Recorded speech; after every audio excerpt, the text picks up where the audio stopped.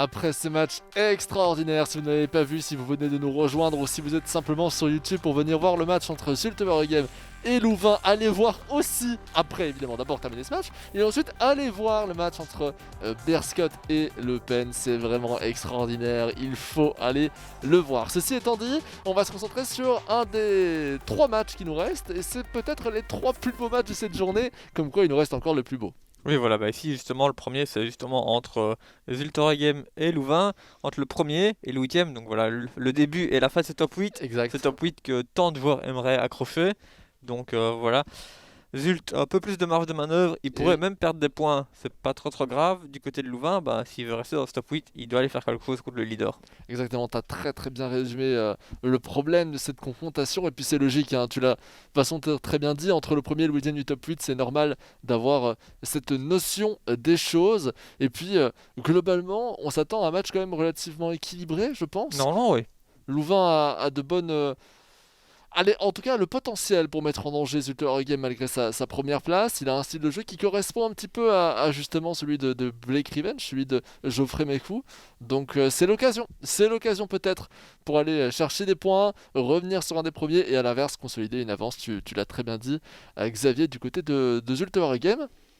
Et puis c'est une véritable surprise hein, de voir Zulte aussi haut. On l'attendait bien, Ouais. mais aussi haut. C'est vrai qu'il est un peu plus haut que les attentes, mais voilà, après on sait que Geoffrey c'est un très bon joueur, il répond présent, il fait le boulot, donc c'est top. Bon, je tiens à souligner, j'en profite parce que je me rends particulièrement compte aujourd'hui, le travail de la régie qui à chaque fois parvient à trouver les bonnes images à montrer lorsqu'on parle de chaque joueur. Gros big up à toute cette régie qui travaille énormément dans l'ombre pour ce projet. Et puis donc, je voulais dire, un trio de matchs extraordinaires qui nous attend, avec ensuite Malines Standard de Liège, qui est un véritable choc de milieu de classement général. Et ensuite, il y a également le match entre Courtrai et Saint-Tron, qui est le gros choc, hein. On va terminer en fanfare, le gros choc de ce match D numéro 8. Ouais, voilà, donc c'est vrai que le dernier match ça sera entre le deuxième et le troisième, donc c'est un gros choc également, mais les 3 derniers matchs qui nous restent, ça reste De manière 3 grands générale. matchs. Et c'est vrai que celui-ci, bah, Nel au début il a très bien commencé la compétition, puis il a marqué un peu le pas. Ici il revient bien, donc on est quand même impatient de voir ce qu'il peut faire contre Zult. Et oui, tout à fait, Xavier. Après, loin de moi aussi l'idée, quand j'ai dit ça, de démériter les matchs précédents. On a eu aussi des très gros chocs. Je vous l'ai dit, c'était une journée excellente. C'est la première chose que je vous ai dit en vous accueillant dans ce programme, c'est on a une des meilleures journées qu'on aura dans cette Proximity Pro League. On a eu Anderlecht Charleroi, gagne contre la Gantoise, et même les matchs qui paraissaient peut-être un petit peu moins bien sur le papier, des matchs comme Club de Bruges Ostende et Moucron à Saint-Beveren, et bien au final, c'était plutôt sympa. Non, c'est vrai. Allez, on approche très dangereusement du début de cette confrontation. Je vais te poser la question, tu le sais bien, du pronostic. Je pense que Zult devrait l'emporter, mais ça m'étonnerait pas de voir un match nul non plus. Je pense que voilà, Louvain peut faire quelque chose, mais est-ce qu'il va y arriver? C'est possible. En fait, il a les capacités de le faire, mais je ne sais pas s'il va réussir à reproduire une performance enfin, avec un niveau suffisant pour aller chercher quelque chose. C'est une très bonne question. C'est la question de ce match, je vous invite aussi à vous la poser chez vous dès maintenant. Imaginez un pronostic dans votre tête, écrivez-le sur un papier, si vous êtes sur YouTube, écrivez-le carrément sur le chat, hein, pourquoi pas. Il y en aura l'occasion de vérifier si vous aviez raison. En cas de réussite, vous ne gagnerez strictement rien, à part ma reconnaissance. C'est déjà pas mal, non? C'est vrai. Ça va, ça va. Et la reconnaissance de Xavier, elle est difficile à avoir, je vous rassure. Allez, lancement de ce match, Zulte Waregem contre l'OHL, avec un engagement en faveur de Zult. Zult qui est aussi un de ces clubs qui s'est quand même plutôt investi ces 2-3 dernières années dans l'e-sport avec à l'époque Nycom. Hein. C'est vrai. Et ensuite, eh bien, l'ancien amateur, enfin amateur, c'est toujours un terme très compliqué, l'ancien second joueur de Zulte Waregem est devenu le joueur professionnel officiel du club. Et pour l'instant, c'est un choix qui se révèle payant, vu que Zulte Waregem est premier au classement général. Oui, ils ont eu raison de lui faire confiance. Hein, Ils ont eu raison de lui faire confiance. Hein. Il y a beaucoup de clubs comme celui-ci où ils ont raison de faire confiance à des anciens amateurs comme Satron, qui est à peu près dans la même situation. Charleroi aussi, qui fait de belles performances pour l'instant. Donc pour leur deuxième année, après avoir fait une première année justement sous les couleurs du club dans le championnat qu'on appelait amateur. On a toujours du mal à utiliser le mot amateur parce qu'en général ce sont des très très bons joueurs, mais simplement qui n'étaient pas déjà dans le club au début de la compétition et qui se sont qualifiés grâce à des tournois pour la petite histoire. On aura l'occasion peut-être d'y revenir si on a le temps. Srarfi, la fin de frappe récupérée par Denor. Récupéré par Srarfi, attention, oh ça passe trop vite. Mais comment est-ce possible? Comment est-ce possible que Zult arrive à passer avec Srarfi? On a eu un contre favorable, puis on a l'impression qu'il a avancé tout droit et les défenseurs l'ont laissé passer. Ouais, c'est vrai qu'il est passé un petit peu de manière étonnante, mais bon, après au final, il a quand même réussi à trouver l'espace. Ah, il faut penser aussi au tir premier poteau, hein. Ça c'est une très belle réalisation, un très beau tir de la part de Srarfi et de la part de Geoffrey Mécou, enfin je dois dire Geoffrey Mécou. J'ai appris que du côté néerlandophone, on le prononçait Geoffrey, mais de manière générale, en tout cas, c'est parti d'une situation relativement litigieuse, hein. Oui. Allez, Kalsoa. Sera toujours sur la droite qui conserve ce ballon. On s'attend de base pas du tout à un match comme il vient de s'ouvrir, hein. Pour moi, je m'attendais à un match très lent, très fermé, tendu aussi, je pense. Mais pas du tout. Pas du tout. Là, on est déjà sur 1-0, un match plutôt agressif. En tout cas, on a réussi à trouver rapidement de l'espace. Un peu chanceusement, mais quand même. Chimanga pour Henry. On revient vers King. Le petit râteau. King qui garde ce ballon, qui le conserve pour aller chercher Chimanga pour Henry. Henry toujours, et il va faire face à la défense de Debock, hein, c'était vu. Le défenseur qui commençait à très bien se passer, il avançait progressivement vers l'attaquant et a réussi à lui chipper le ballon. Debock pour De Buyser, qui va probablement faire tourner un but à 0. Xavier, 18e minute de jeu. Est-ce que c'est pas le pire scénario possible pour l'OHL? Ah si, parce qu'on sait justement que du côté des Zult, on va faire tourner. Et tant qu'il n'aura pas l'opportunité, il va pas accélérer le jeu. Paré sur l'aile droite qui tente justement de peut-être mettre le break. Ce serait encore pire que de prendre qu'un but. Keita pour Epia. Parce qu'il y a des joueurs qui sont peut-être... allez, comment expliquer cela? Il y a des joueurs qui ont plus facile à être menés au score. Il y a d'autres joueurs aussi qui ont plus facile à garder un score lorsqu'ils mènent. Et j'ai l'impression qu'on a un peu les deux en même temps dans cette confrontation. Oui, mais c'est vrai que de toute façon, de manière générale, même la mentalité de Geoffrey, c'est vraiment l'important, c'est de gagner. C'est vraiment là, il est là pour faire des résultats en fait. Et c'est pas forcément la reconnaissance quoi qu'il cherche, c'est vraiment juste remporter le trophée. Et donc voilà, il fait juste le job, il gagne à 0, ça arrête de prendre des risques. Je crois que j'allais pouvoir dire il gagne 2-0, Xavier. Ouais, c'est vrai, on n'est pas passé loin quand même. Mais... C'est pas passé loin, effectivement. Et pour le petit côté analytique, c'est parce que moi j'ai cette sensation que Louvain aussi aura des difficultés à remonter, peu importe le jeu de Zult, parce que parmi le top 8, c'est la plus mauvaise attaque, et même parmi le top 10, c'est la plus mauvaise attaque avec 11 buts marqués. Il faut arriver à Moucron avec 9 buts marqués, et ensuite, même ceux qui sont en dessous ont aussi plus de buts marqués, et ensuite il faut arriver à la 16e place.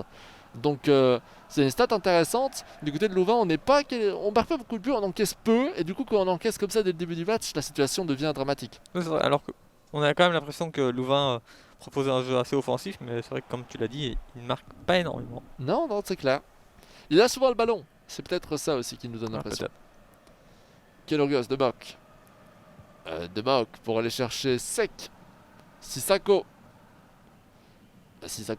en retrait vers Abdallah. Et non. Oh, quoique. Oh, j'y ai cru. J'ai cru qu'Epia allait réussir à récupérer ce ballon. C'est dommage. Après ce joli contre, finalement la balle redeviendra sous les couleurs de Zulte Waregem. D'ailleurs, balle blanche, est-ce que tu as... C'est une question un peu en dehors du match, mais je trouve ça intéressant. Est-ce que tu trouves que les balles, par rapport à leur couleur et tout, peuvent être plus difficiles à regarder et peuvent entraîner un désavantage dans le jeu? Donc je vais quand même commenter ce qui se passe avec Oparé. Oparé toujours. Oparé revient en retrait avec Carmenakas. Le dragback arrêté par Denor et BC qui va pouvoir se dégager. Parce que j'ai vu cette mode, il y avait des ballons sur le mode Ultimate Team, c'est vrai qu'il y a pas mal de ballons différents. Et c'est vrai que ça peut apporter... En fait, il y a certains ballons... Il y a un petit souci visuel qui, au final, on a l'impression que c'est pas important, mais en fait, il y a certains ballons où il n'y avait pas d'ombre. Ah mince. C'était un oubli, et au final, on a l'impression que c'est pas important, mais au final, quand tu joues avec un ballon qui a pas d'ombre, tu te rends compte que c'est vraiment important l'ombre du ballon. Surtout pour les ballons aériens. Ah bah oui, bien sûr, tout à fait. C'est très vrai ça. Mais alors que de base, tu te dis, c'est juste un détail. Peu importe. Mais au final. J'avais entendu une polémique sur Twitter pendant un moment autour d'un ballon aussi comme ça. C'était peut-être lié à ça, mais je ne savais pas la raison exacte qui était un peu enfouie dans ce problème. Merci Xavier pour ce petit point Avec analytique. plaisir. Opare vers Ali Mohamed. Abdallah Ali Mohamed qui va aller chercher en retrait vers De Bock et De Buyzer. De Buyzer aller dans l'axe peut-être, non, vers Sec. Et il se passe rien. Il se passe pas grand chose. Aussi bien défensivement du côté de Louvain, on ne monte pas le bloc. On reste un peu fidèle à ce qui avait marché avant. En même temps, on a encaissé qu'un seul but et un peu de manière chanceuse. C'est vrai. Est-ce que ça vaut vraiment le coup de changer quelque chose qui semblait quand même plutôt bien marcher? Bah, oui, non, parce que tu joues quand même contre Zult et tu sais que si t'essayes pas d'aller te chercher plus haut, ça risque Il va d'être les garder. compliqué. Ouais, tout à fait, c'est vrai. En fait, contre un autre adversaire, j'aurais peut-être dit non, tu peux rester comme ça. Mais contre Geoffrey, Quelle performance hein, de Geoffrey Mécou. Là, pour l'instant, il a 6 victoires à nul. Là, il est parti pour faire 7 victoires à nul. Imaginez un tel résultat. Qui vraiment avait placé le joueur de Zult en favori ultime, en première place de ce classement général? Alors certes, beaucoup de spécialistes auraient mis Geoffrey Mécou dans le top 8, mais de là à le mettre top 1, c'est extraordinaire ce qu'il nous propose actuellement. ouais, je pense que voilà, je pense qu'il s'entraîne énormément et qu'il se donne les Les moyens de moyens. ses ambitions en fait. C'est ça, c'est exactement ça. Et l'entraînement, c'est aussi une des raisons pour laquelle eh bien, le Berscott a réussi à revenir durant le match précédent, à montrer un meilleur niveau de jeu. Si vous n'avez pas vu, je ne vais pas vous spoiler le résultat avant la fin de ce match où vous verrez l'ensemble des résultats. Donc vous verrez évidemment le score du Berscott pour ceux qui viennent d'arriver. Mais encore une fois, allez le voir. Allez voir ce match. Allez voir le match entre Berscott et Eupen. Ça vaut le détour. Tout comme allez voir d'ailleurs tous les matchs. Hein, en français et en néerlandais. Sinon c'est pas drôle. Il faut aussi soutenir nos collègues néerlandophones. C'est important. Hakim et Thijs hein, justement aujourd'hui qui ont l'occasion de commenter tout ça. Mathias également. Certains jours, les jours où Douré est simplement Douré, donc c'est Hakim, est expert. Tous nos collègues néerlandophones qui ont aussi leur importance hein, pour toute la partie nord du pays, Xavier. Oui, c'est vrai. Allez, on vérifie qu'il n'y a pas de changement. Vous voyez que c'est identiquement les mêmes formations au point près que d'un côté on a un MDC, de l'autre un MOC. Ça change vraiment énormément de choses. Ouais, je pense que c'est un peu évident, mais qu'est-ce qui change vraiment entre ces deux formations? Qu'est-ce que ça apporte d'avoir vraiment un MOC à la place d'un MDC? Est-ce que c'est vraiment... En fait, le MOC permet vraiment de faire le lien entre le milieu et l'attaque, de créer un peu plus de jeu. Mhm, Tandis que quand t'as juste 3 MC ou juste ton MDC et tes 2 MC, bah, de base t'es déjà plus défensif, mais ça c'est vrai. c'est plus pour partir en contre et partir vite vers l'avant. Mais en contre avec qui? Il n'y a plus beaucoup de joueurs en avant si on a Bah t'as autant... tes deux buteurs, tu peux leur demander de rester devant en instruction. Ouais, pourquoi pas. Oh, la prise de vitesse là, de Zut avec Dompe et Sissako. Sissako... Ah, bien pressé par King. Ça se voyait qu'il n'était pas en position favorable. Altamari. Le petit râteau. On va chercher l'axe avec Kamal Soa, Keita, King, Keita. À l'axe, regardez le nombre de défenseurs qui viennent couvrir l'axe là actuellement.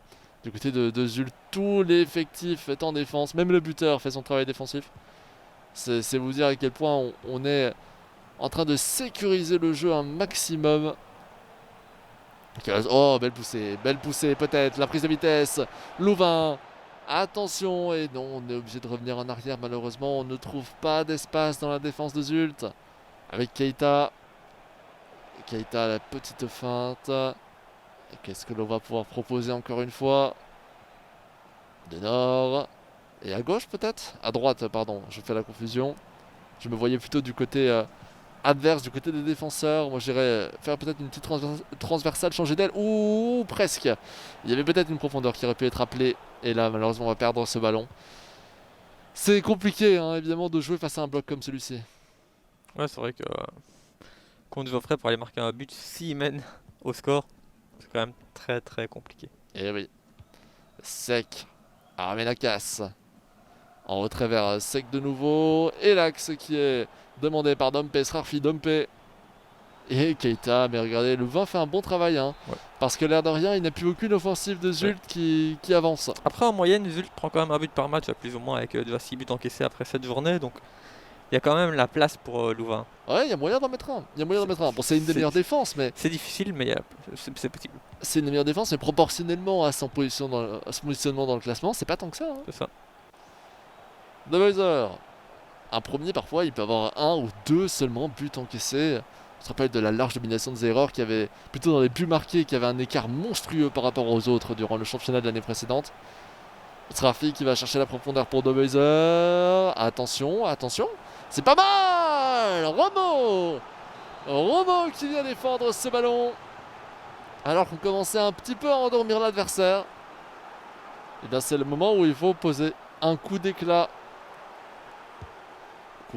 Corner, pardon, jouer second poteau. Non, ça va pas aboutir. Même s'il avait pu prendre ce ballon, ça aurait été difficile de le cadrer. Henry. En retrait vers Denor. Et le tacle raté.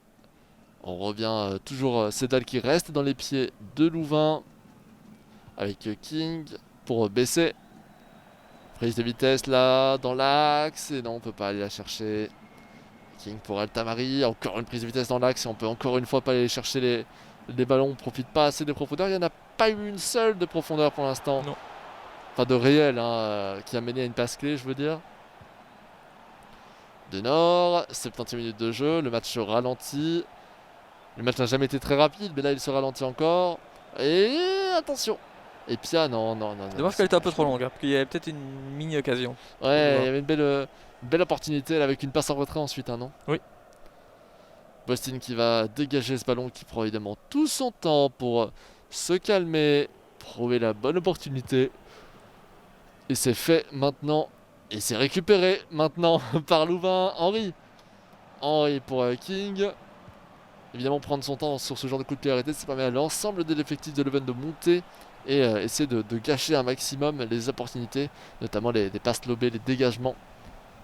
À droite, on vient chercher BC. BC toujours. Ah, le contre, il est pour Louvain. Il est pour Louvain, le contre. Est-ce que ce sera un signe? Un signe en comparaison avec le premier but marqué par Zult? Non, bah finalement, ce ne sera pas le cas. Ah, ça valait le coup de pourquoi pas essayer de croire au destin. Et on rentre déjà dans le dernier quart d'heure du match. Et oui, le match avance, rien ne se passe. C'est assez triste à dire, mais il ne se passe pas grand chose dans ce match. Bah, c'est vrai qu'il se neutralise pas mal, hein, au milieu de terrain. Ouais, c'est ça. Sissako, Srafi, avec Dompe, Sissako. Beaucoup de petits gestes comme ça qui permettent de garder, changer de trajectoire, créer justement créer de la créativité, bien que ce soit un peu redondant comme expression. Et on va faire les changements tactiques à la 79e minute de jeu du côté des Lyonnais. Là, il faut tenter le tout pour le tout, hein. Qu'on encaisse 1, 2, 3 buts. Là, c'est le moment d'aller essayer de viser le petit point qu'il Oui, reste. il faut essayer de revenir. Après, c'est vrai que, comme tu l'as dit, 1-0 ou 2-0 ou même 3, au final, c'est le même nombre de points. Donc, et surtout que le goal average dans sa position, c'est pas forcément la chose la plus importante à l'heure actuelle. Ah, ça, je sais pas, c'est quand même le bas du top 8. Ouais, mais l'important, c'est de prendre des points là. Ouais, dans un premier temps, surtout contre le premier du classement général. Voilà. On peut se dire, si on arrive à aller chercher ne serait-ce qu'un point contre le premier du classement, c'est effectivement intéressant. Le problème de Louvain, c'est que dans ce top 8, on vous l'a dit, c'est une différence de but qui est relativement faible, 3 buts. Donc s'il continue un peu de la perdre, ça pourrait lui porter préjudice sur le long terme. Mais après, on verra. Rien n'est fait. Tout le travail aussi, relatif, hein, dans FIFA, des petites bannières où on voit SEV pour Julte Game. Ça peut paraître un simple détail, mais le fait de ne pas avoir écrit Julte Game et avoir mis SEV à la place en référence au vrai nom utilisé notamment par les supporters, c'est toujours intéressant. Évidemment, ici, on considère qu'on est à domicile du côté de Zult, SEV eSport. Face à lui, Louvain. Je sais pas si Louvain a autant de choses sur FIFA qu'à Zult Game. Faudrait voir au niveau des stats. C'est dommage d'ailleurs qu'on ait, et ça je l'avais déjà dit, qu'on n'ait pas un stade belge. Je pense que ça n'arrivera probablement pas avant un moment, mais un stade belge en FIFA, ce serait chouette. Tout est possible, mais voilà, à l'heure actuelle, c'est pas à l'ordre du jour. Je rappelle qu'à l'époque, je fantasmais pas mal sur le stade Roi-Baudouin. Ah. Un petit peu moins maintenant, mais j'ai toujours trouvé ça magnifique, les stades de foot dans lesquels autour il y avait une piste d'athlétisme. Ah, justement, c'est le pire stade. Ah, moi j'aime bien. Ah, moi j'adore ce Ouais, genre mais de la stade. proximité avec le public. Oui, ça c'est moins bien. Ça c'est moins bien, mais moi je te parle en termes de. Enfin, quand je jouais au jeu sur 2011, 2005. Le premier c'était 2005. Enfin, j'ai commencé sur FIFA 99, mais j'étais Ah, pas dans né. un jeu vidéo, tu veux dire? Oui, en jeu vidéo. Voilà, bon, c'est par le. Oui, mais moi, on n'a pas la même somme d'argent pour aller voir des matchs de foot. Altamari Altamari qui prend de la vitesse. Attention à ce tir qui va être contré par Boston. Attention, ça revient sur la tête de Scravers. Et finalement, eh bien, ce ballon va revenir en coup de pied de but en la faveur de Boston qui va encore une fois prendre son temps. De quoi peut-être vous permettre de jouer à pierre-papier-ciseaux avec vos collègues. Le souci, c'est que tu as tous les joueurs de Louvain qui sont bien au marquage, donc il n'y a pas forcément d'opportunité pour relancer le ballon du côté des Zulte. Oui, c'est ça le problème, hein. Ou alors il faut obliger les défenseurs à venir plus proche pour donner le ballon directement. Mais Mais après, si tu es sous pression pour relancer, tu es proche de ton rectangle, donc c'est dangereux aussi. et au final, tu dégages le ballon au hasard. C'est vrai. Kings Reverse, 85e. Rien n'est fait, hein. On parle de manière un peu fatidique, mais le problème là dans ce match, c'est qu'il ne se passe rien. On n'a pas eu une occasion franche depuis 82 minutes de jeu. Enfin, si on a eu quelques tirs intéressants, mais on s'est jamais dit ça doit rentrer, ça doit être un but. C'était des occasions bien tentées, bien réalisées, mais qui avaient des chances peut-être de passer, mais sans plus. Ouais. On attend l'occasion vraiment qui changerait la cour du match, mais j'ai l'impression qu'elle ne viendra jamais. Soa. Kamal Soa. Peut-être la dernière occasion. Ouais, peut-être. Avec Keita dans l'axe. Avec King maintenant. Et qui est... Oh, attention. Oh mon Dieu, non. Oh, c'était l'occasion dont on parlait il y a quelques secondes. C'était le game changer. Ouais. Ah, quelle tristesse. Il a eu chaud quand même du côté de Zulte. Ah, je pense à son sourire et au sourire d'ailleurs de Lionel aussi. Je pense que les deux voyaient ce ballon dedans. Ça devait rentrer et ça n'est pas rentré. C'est aussi simple que ça. Ah, la déception peut-être de Lionel aussi. Après, perdre 1-0 contre le premier classement général, il y a pire Après, aussi, c'est hein. peut-être aussi la force du champion. On est quand même qu'à la mi-compétition, mais tu vois, tous ces petits matchs où justement ça tourne en sa faveur, bah au final. C'est vrai. C'est vrai. Après, n'oublions pas qu'il y a les phases finales, Oui. hein. C'est bien gentil d'être premier maintenant, mais ça ne signifie pas qu'on sera champion de Belgique. Pour être champion de Belgique, il faudra gagner dans les phases finales. C'est vrai aussi. Et pour cela, tout le top 8 sera encore réquisitionné pour justement participer. Et c'est la fin de cette confrontation. 1-0 pour Julte Vergem. Très très heureux, on le voit. Et probablement bien conscient qu'il n'est pas passé loin du nul. Et Lionel qui finit. On peut se dire que ça méritait quand même un nul, hein. Ouais, c'est vrai. Parce qu'au final, même, je me rappelle le match aussi Zulte Genk, même après le match, les deux joueurs communiquaient un petit peu ensemble. Et ouais, c'est vrai que Zulte avait remporté le match, je pense. Et au final, c'était peut-être un peu plus mérité pour Genk, mais ouais. Il y a beaucoup de matchs comme ça où c'est pas spécialement mérité. Et mais on le voit justement à la tête de Geoffrey. Bah Là, oui, ça se voit. Le seul but qu'il marque, c'est un enchaînement de contre favorables. C'est au tout début du match. Il y a Srarfi qui avance tout droit, le défenseur qui le laisse passer. Ouais, mais alors après, il que- a essayé. Il y a Oui. beaucoup de gens, c'est bon, ça passera pas. Bien sûr, Voilà. mais pour le même prix, pour moi, ça devait être un but de Louvain à la toute fin. Ça aurait même pu être 1-0 pour Louvain. Mais on revient sur ce problème de réussite, hein. Réussite, réalisme, ce sont des éléments particulièrement importants dans cette compétition. 1-0 pour Zulte Waregem. Et puis maintenant, je vous spoil en vous disant que Beerschot a gagné 2-0 contre Penn. Ça ne veut pas dire que vous ne devez pas aller voir le match, puisqu'il y a un événement important à absolument regarder dans cette confrontation. Et puis, de manière générale, la grosse victoire de 5-0 de Moucron contre Beveren. Et l'ensemble des scores, nous y reviendrons à la fin du championnat, à la fin du match day. On fera un récapitulatif avec le classement général. Un petit dernier mot, Xavier ? Ben, je pense que voilà, c'était quand même un match, même si c'est 1-0, qu'on a vu qu'un but, que c'est quand même intéressant tactiquement. Et donc au final, il a quand même répondu aux attentes ce match. Ouais, il a répondu aux attentes et il en reste encore deux. On espère qu'ils répondront également aux attentes d'avoir un match de milieu de classement, mais qui aurait dû, si on en croit nos pronostics d'avant championnat, être en haut de classement. Et ensuite, on aura une dernière confrontation qui est le choc de cette 8e journée. Restez bien aux aguets. Avant cela, une capsule sur le jour de Penn. Ça n'a pas changé, ça ne changera pas jusqu'à la fin de la journée. C'est l'avant-dernière, profitez-en bien.